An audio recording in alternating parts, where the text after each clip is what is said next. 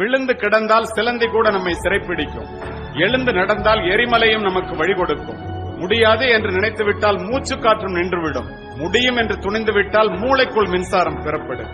தன்னம்பிக்கை என்னும் நெருப்பு பொறியை மனித மனம் தாங்கி நின்றால் எண்ணியது எண்ணியவாறு நடக்கும். இடையூறுகள். இந்த உலகத்தில் யாரையும் அதிகமாக நம்பிவிடாதீர்கள்.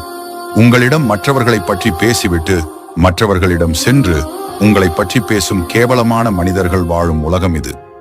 வாழ்க்கையில் சில மறக்க முடியாத அனுபவங்கள் அன்பாக பழகுவதை மறந்து அளவாக பழகுவதற்கு கற்றுக் கொடுக்கிறது.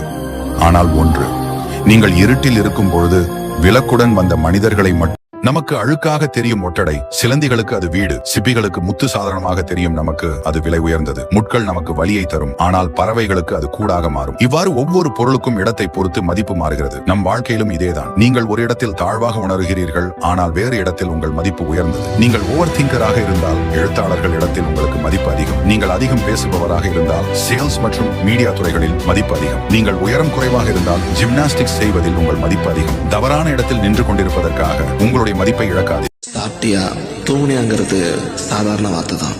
ஆனா அதை கேட்க கூட ஆள் இல்லாதவங்களுக்கு தான் அந்த வார்த்தையோட அருமை தெரியும்.